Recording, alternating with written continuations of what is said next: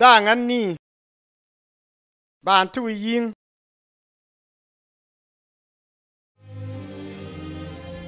ka kon ba ning bidan bir yem da no Yisa gbanan na do yanne ba dan Paul da ngan ta ko fier ko ne o fokebe o lo won bal kibe ani Yisa mang edin yet mene te ko fiero na man for won ba ko te ne yada wole ki po nga o sala man for Yisa mba fier ko ne le sabin tu sangan lena ngam bia da be ke che wumba man te mo pang na yi ko jan ke dunya mun mu sen yo do dan talan yi ka den do ngan tangare do diara mira yomdam subendam nan yen we mi chang dam kur bar ngangara nga Yisa benan denna o te yem danon babe ukuai ke galip o maro den bele kwa yeno gbon wanet nan sapa mun merie den maro o ben den bele kwa ko loka o den be yento ben ba ko magayam bomme ke tuon ba non tuon janan ba ko so ka metun lir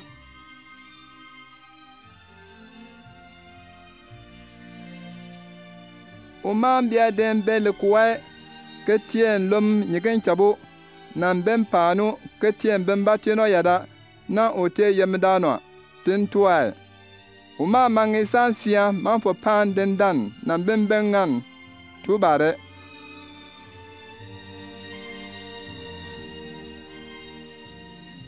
o ko ndago pa na den bele kuwa bentu sangan le na ka sampa na ten gbongo ye no to obiga yemli samasia awo tie malong ni be kul biit pa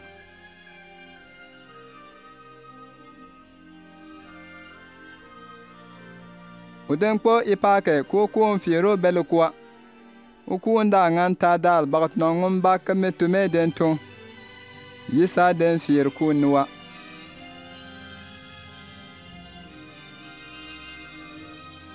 umaro obeno uku na ofiro kura wan chan watu tie umba yano biya nasare kura tentua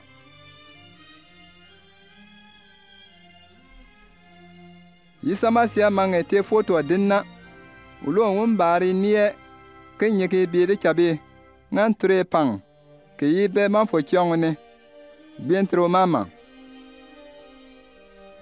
batin bo na ma yem ba chok ke ju pesa be pa ken sa turi fu mi te sono mom na man fur so kan fir bar mba bol se ku sind ke bar babul yeta ni bu ko ton bit ke te yenu girma pad lidia yeta bit nyorte kume na yem pa bete man fol mba ka gbennu yem dano Yisa masiani Yisa den poko pa ayam bam panna nga matana o ten sira awon kwa ki be ani itien su men se tamo bne ke pa ite ke so gbatun kun kwar kulute gan nsa koe ke baro kalian ban ulom nan yegen chabo ke garo man fo kam gbennu ame se ka garo nan utie yenu malung abit park ngam boyo nan yada wombarani nana ete aparne lomiye ayengi safit miere yada miero ke Yisa sa bar aparne ta tume miero mbaina ngar yiwa yemdano Yisa nlona nan mwan ni pogna ada pompun pa ku mbir pa nlote mier gan ka gana fitien tentu na yemdano yentelen bemben ke metien ne bol kan ba ka lo litien na mero ne pen ipala ne lom yim miero mang ya be siam ba motana mi me yim me mier mmen ki wa mpar mabon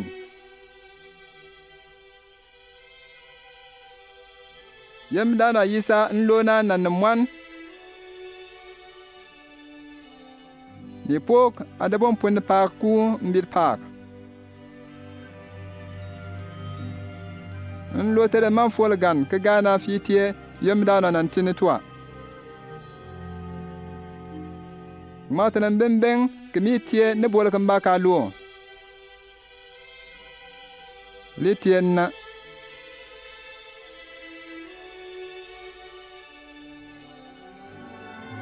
Yage miala yada miaro kubwe yisamasia awon bar inina. Gat na mwani na ubara kama udensen mosen na usabar lite kiboyo. De gat na mwani na abit la nyigen chaba. Ka jete yenobek ke momon fo kangbentuk. Ay lo ka ban man fo gben ba ka pak yisa densen mosen lepona. Fi pierre na da kur miarone. Ke ban o baut nong lol aman forpo. Ki kara barnganina. Ki kara na bemba lono ke waw. Le jonto etian yokoro o baut nong mosona po.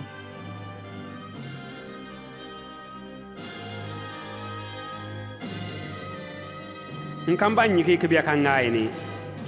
Nsi benene mok nan dunia gbennu.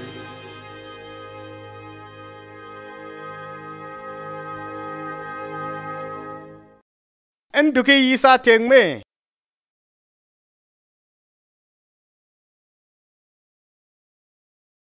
Yisa lo mantumbe.